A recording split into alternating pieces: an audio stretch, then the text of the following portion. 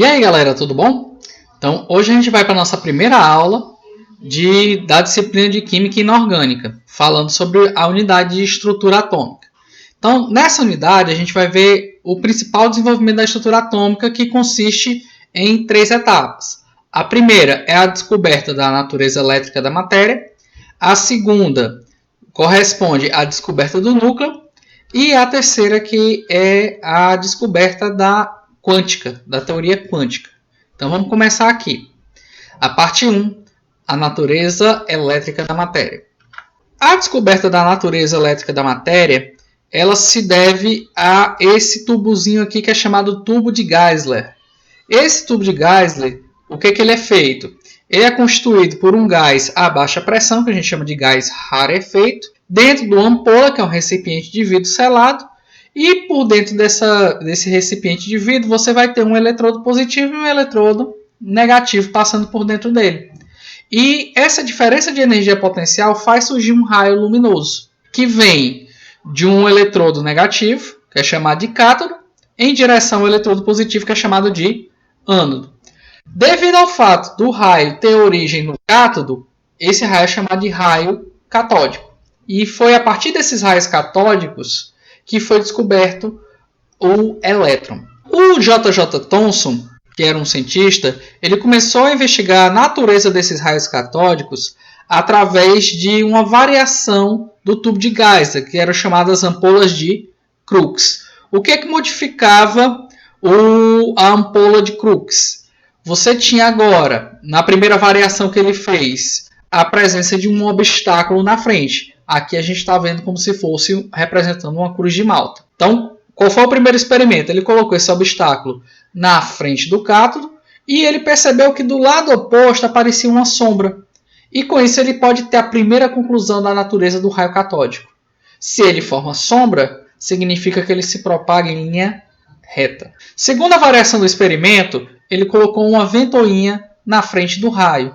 Na hora que ele vinha nessa direção, o raio colidia com as pás da ventoinha, que ela poderia se mover livremente por cima desse trilho aqui, e com o impacto, a ventoinha começava a rotacionar, entrando em movimento, se deslocando, nesse caso, da esquerda para a direita. Para que a ventoinha entre em movimento, é necessário que sobre ela seja exercida uma força.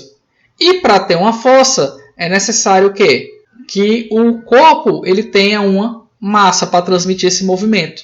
Então, nesse caso aqui, o raio ele era portador de massa.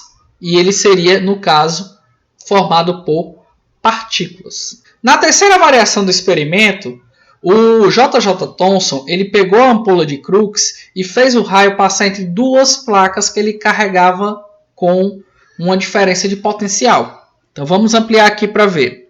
Ampliando aqui o experimento, a gente pode ver que em cima a gente tem uma placa carregada negativamente e embaixo a gente tem uma placa carregada positivamente. Aqui a gente tem o cátodo e aqui a gente tem o ânodo. Gera a diferença de pressão aqui dentro do gás, o raio é disparado do cátodo em direção ao ânodo, passando direto. Ao passar direto, ser canalizado para as placas carregadas, o raio ele sofria uma deflexão, ou seja, ele sofria um leve desvio. Ele desviava em relação ao quê? Ele se afastava da placa negativa, se aproximando da placa positiva. Professor, e qual a conclusão que ele tirou a partir disso? Significa que o raio ele era carregado, ele era portador de carga. Que carga, professor? Na física, os opostos se atraem. Se ele está sendo atraído, desviado, em direção à placa positiva, significa que ele tem carga negativa. Então, essas partículas oriundas do cátodo, ela teria cargas negativas. Aí ele começou a pensar, será que essa partícula negativa ela é específica do metal que está aqui presente no cátodo? Aí o que ele fez? Eu vou mudar o metal. Então, saiu testando vários metais. O que ele observava? Independente do metal, você tinha a presença do raio de partículas negativas. Essas partículas receberam o nome de elétrons, mas não foi o J.J. Thomson que criou o nome elétron. Esse nome já existia e foi sugerido pelo Thomas Edison, imaginando que seriam as partículas que compunham os raios que vêm das nuvens para o chão. Beleza? Outra variação de experimento foi que o J.J. Thomson ele colocou um ímã perto do raio. E ele verificou o quê? Que o ímã também tinha a capacidade de mudar a direção do raio. Por quê? Porque partículas carregadas, quando passam por dentro do ímã, ao sofrer o efeito do campo magnético, elas também são desviadas. Aí ele teve a brilhante ideia de misturar o ímã com as placas carregadas. No momento que ele fez essa mistura do ímã com as placas carregadas, o que acontece? Primeiro ele colocou o ímã. O ímã fez o raio sofrer uma deflexão. Aí o que ele fez? Pegou as placas, inicialmente não estavam carregadas, ele começou a regular a voltagem carregando aos poucos as placas. À medida que ele ia carregando, o raio ele ia mudando a posição até voltar para a posição inicial. Aí o que acontece? No momento que o raio volta para a posição inicial, significa que a força magnética exercida pelo ímã, ela se iguala à força elétrica pelas placas. Ela se iguala à força elétrica produzida pelas placas. Com isso, ele consegue determinar uma relação entre a carga e a massa da partícula. E essa relação a gente sabe que vale 1,759 vezes 10 elevado a 11 coulomb por quilograma. Então, a partir desses experimentos, o que foi que ele concluiu? Primeira coisa, o raio se propagava em linha reta. Segunda coisa, o raio era portador de massa, portanto era composto de partículas. Terceira coisa, o raio tinha carga negativa. E essa carga negativa ficou conhecida como elétrons. A matéria, para existir, ela é eletricamente neutra. O que significa isso? A soma de todas as cargas tem que ser igual a zero. Mas para ser igual a zero, se todo metal tem carga negativa, é porque dentro do metal também tem que ter cargas positivas. E onde estão essas cargas positivas? As cargas positivas elas foram descobertas variando a ampola de Crookes para o tubo de Goldstein. O que esse tubo de Goldstein tinha? Você tinha, no caso, o cátodo, ele ia modificar a sua forma. Você desenharia o cátodo, isso aqui é como se fosse a visão do cátodo que está aqui no meio, certo? No caso, ele está aqui de perfil e aqui é ele visto de frente. Então, nessa variação do experimento, o cátodo ele foi colocado com a presença de furos. Por que isso, professor? Porque durante o experimento dos raios catódicos, o que acontecia? Você via raios vindo nessa direção, aqui estaria o cátodo e aqui estaria o ânodo. Então você tem um raio partindo do cátodo para o ânodo, só que também era visto raios indo na direção oposta. Espera aí, tem raios vindo na direção oposta, vamos analisar o que está acontecendo aqui. Tem duas opções, ou o raio está vindo do cátodo, ou não. Então, por isso que foi feito esse furo. Porque lembra que o raio ele se propagava em linha reta? Se o raio se propaga em linha reta, se fosse um raio catódico, ele teria que sair do disco na direção oposta. Só que observaram? O raio não estava vindo na direção do disco, e sim estava vindo na direção do furo. Ou seja, se ele está passando pelo furo e se propagava em linha reta, é porque ele não tinha origem no cátodo, e sim na direção oposta. Por isso eles ficaram chamando de raios anódicos, inicialmente, só que depois foram chamados de raios canais, porque eles passavam por dentro desses furos. Professor, de onde é que vinham esses raios canais? Então vamos olhar aqui. Os raios canais, quando eles eram originados quando os raios catódicos eles colidiam com o gás que estava preenchendo a ampola. No momento que os elétrons em alta velocidade se chocavam com o gás da ampola, ele arrancava os elétrons que ficavam no gás. Com isso, os gases eles ficavam carregados positivamente. E uma vez carregados positivamente, eles aceleravam em direção ao cátodo, de volta, passando direto. Então, o que está chegando aqui são os gases carregados positivamente. Só que nem todo gás tem o mesmo peso. Você vai ter gases com maior massa e gases com menor massa. E quando foi feito o experimento para determinar a relação da carga-massa, você tinha vários valores de carga e massa diferentes, certo? A relação menor que você encontrava para esse valor de carga-massa era justamente quando o gás era hidrogênio, que ele era o gás mais leve. Mas, professor, quanto é o valor dessa carga, quanto é o valor dessa massa? O Thomson não conseguiu determinar separadamente. E quem é que consegue, professor, determinar experimentalmente isso? Vai ser um cientista chamado de Robert Millikan.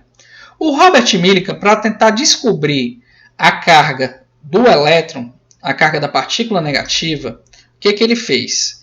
Ele pegou um atomizador, certo? Preencheu com óleo, nessa região aqui, ó, vocês estão verificando, e na hora que você apertava o borrifador, saíam pequenas gotinhas de óleo para dentro de um determinado compartimento. Nessa primeira parte do compartimento, as gotas elas eram canalizadas para cair em linha reta. Para que tinha que cair em linha reta, professor?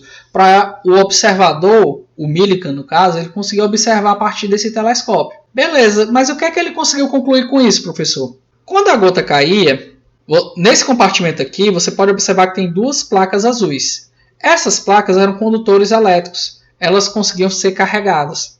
E do outro lado, você tinha um emissor de radiação. Para que serve essa radiação? Para arrancar os elétrons da gota. Então, as gotas elas ficavam carregadas. No momento que elas ficavam carregadas, você teria a ação de duas forças. Primeiro, seria a força peso, que estaria puxando a gota para baixo. E uma segunda força, que seria a força elétrica, produzida pela diferença de potencial entre as duas placas. Beleza, professor, o que ele fez com isso? Dependendo do potencial que você aplica, as duas forças elas podem se igualar. Então, a gotinha carregada de óleo ela pode ser atraída para cima, devido à diferença de potencial entre as placas. No momento que as duas se igualam, o que vai acontecer? A gota flutua, e isso pode ser observado pelo microscópio. Então, ele ficou regulando a voltagem da placa até as gotas flutuarem. E com isso ele saía igualando a força elétrica com a força peso. No momento que ele igualou as duas equações, a força peso é a massa vezes a aceleração da gravidade e a força elétrica é a carga presente na gota vezes a diferença de potencial entre as placas, que era medido com um voltímetro, dividido pela distância de separação entre as duas placas que ele já sabia. Se ele isolar a carga na equação, a carga vai ser mgd dividido pela diferença de potencial. Então, ele conseguia calcular quanto era o valor da carga presente em cada uma daquelas gotas. Então, aqui a gente tem um exemplo de 5 gotinhas. Carga, a gota A, ela tem essa carga, 4,8 vezes 10 a menos 19 coulomb. A gota B vai ser 3,2 vezes 10 a menos 19. A gota C, 6,4. A gota D, 1,6 e a gota E, 4,8. Professor, mas tem vários valores de carga aqui. O que acontecia na prática? Quando a radiação incidia sobre a gota de óleo, ela poderia arrancar um elétron, 2 elétrons, 3 elétrons, 4 elétrons. Então, ele poderia arrancar uma quantidade variada de elétrons. Isso ia dar valores de carga diferentes. Mas, como o número de elétrons seria inteiro, o valor dessa carga teria que ser múltiplo da carga do elétron, ou seja, um número natural vezes o valor da carga elementar. Então, professor, como foi que ele determinou o valor da carga do elétron? Utilizando uma operação matemática bem antiga, conhecida como máximo divisor comum. Então, ele pegou os valores de carga e calculou o MDC. Na hora que ele calculou isso, ele determinou que essa carga fundamental era de 1,6 vezes 10 a menos 19 coulomb. Ah, professor, então quer dizer que essa é a carga fundamental. Se você pegar os valores de carga aqui e dividir pela carga elementar, você vai descobrir que a carga A ela perdeu 3 elétrons, a carga B ela perdeu 2 elétrons, ou seja, essa carga aqui é o dobro da carga fundamental, a carga C perdeu 4 elétrons, a gota D ela perdeu 1 elétron e a gota E ela perdeu 3 elétrons. Então, com isso, você consegue provar que esses números eles são múltiplos desse valor de carga fundamental. Como o elétron, por convenção, ele é negativo, então esse valor de carga, quando você vai dizer qual é a carga do elétron, você diz menos 1,6 vezes 10 a menos 19. Ah, ele conseguiu determinar a carga. Lembra que o Thomson tinha determinado a razão entre a carga e a massa? Uma vez que o Millikan descobre o valor da carga, automaticamente ele sabe o valor da massa. Quanto é esse valor da massa? Vai ser 9,1 vezes 10 a menos 31 kg. Beleza? Voltando agora para o experimento dos raios canais. O que acontecia? Quando você já sabe que os raios canais eles são compostos por gases carregados positivamente, essa carga positiva agora tem que ter um nome. E ela se chama de próton. Então, o hidrogênio, por ser o átomo mais leve, ele tem um elétron e também tem um próton. Quando foi feita a relação da carga e da massa dele e determinado o valor da carga, ele teria que ter o quê? A mesma carga do elétron, 1,6 vezes 10 a menos 19 coulomb, e o valor da massa dele seria de 1,67 vezes 10 a menos 27 kg. Ou seja, o raio canal, no caso com o gás hidrogênio, ele equivaleria ao próton, que seria a partícula positiva. E quando foi medir a questão do desvio dele, ele desviava menos, ele era mais resistente a desviar. Isso indicava que ele era mais pesado. Quantas vezes mais pesado, professor? 1836 vezes mais pesado que o elétron. Então, comparando essas partículas, se a gente transformar essa carga em unidades eletrônicas, a carga do próton vai ser mais 1 e a do elétron vai ser menos 1. Lembrando que a unidade eletrônica é o valor da carga elementar, em coulomb. E se você pegar esses valores de massa em quilogramas e converter em unidade de massa atômica, a do próton vai ser esse valor aqui, 1,00727, e a do elétron vai ser 1836 vezes menor. Essa unidade de massa atômica ela vale 1,66 vezes 10 elevado a menos 27 kg. Agora o Thomson, diante dessas informações, ele tem que mudar o modelo atômico vigente, que era o modelo de Dalton, da bola de bilhar. Por quê? Porque todo gás tinha partícula positiva. E se tinha partícula positiva, é porque tinha negativa. Todo metal tinha partícula negativa. Se tem partícula negativa, é porque ele tinha a positiva. Como a partícula positiva é mais pesada, ele imaginou que ela seria maior. Então, ele pegou como a maior parte do átomo sendo a partícula positiva e a partícula negativa seria pequenos pontinhos que ficariam mergulhados dentro da partícula positiva. Para fazer uma analogia, ele comparou o átomo dele como sendo um pudim de passas, certo? Que era uma sobremesa que eles tinham naquela época, que foi feito o experimento. Aqui no Brasil a gente não tem o costume dessa sobremesa. A gente conhece uma coisa bem parecida com isso que é chamada de panetone, que no caso o próton seria a massa do panetone e os elétrons seria ou o doce cristalizado que fica dentro, ou então seria as passas que ficam inseridas dentro da massa. Esses experimentos eles foram importantíssimos para a descoberta de tecnologias que a gente conhece hoje em dia. Dentre elas, os raios-x eles foram descobertos a partir de experimentos com ampolas. A gente tem as lâmpadas fluorescentes, que elas são praticamente os próprios tubos de Geisler, só que no caso a luz branca vai utilizar mercúrio para produzir aquela luz branca, que é mais abrangente. A gente tem os espectrômetros de massa. Se você pegar um espectrômetro de massa, você vai ter uma chama aqui que vai aquecer a substância. Em seguida, esse aquecimento faz a substância perder elétrons e esses elétrons eles vão ser acelerados entre um cátodo e um ânodo. Ou seja, o espectrômetro de massa, que é utilizado para identificar substâncias, que vocês devem ver normalmente isso aqui em séries policiais para identificar substâncias que possam levar a algum culpado, ele está relacionado com aqueles experimentos dos tubos, onde foram descobertas partículas. Além disso, quais tecnologias estão associadas com esses experimentos? A TV caixote, que é chamada de TV CRT, não sei nem se é vendida hoje em dia. Por que, professor, essa TV? Ora, lembre dos primeiros experimentos. Se um campo elétrico e um campo magnético podem mudar a direção do raio, se você controlar o campo elétrico e o campo magnético, você pode formar uma imagem com aquele raio. E essa imagem ela pode ser utilizada para fazer uma televisão. Por que é chamado de CRT, professor? Porque aqui vem do inglês, Cathodic Ray Tube, certo? Tubos de raios catódicos. E também esse princípio de acelerar as partículas foi utilizado na construção dos aceleradores de partícula, que é o que a gente utiliza para descobrir as partículas subatômicas atuais, inclusive o próprio bóson de Higgs, só que numa escala bem maior. Inclusive esses aceleradores de partículas chegam a cruzar fronteiras de vários países, como o Grande Coliseu de Hadrons.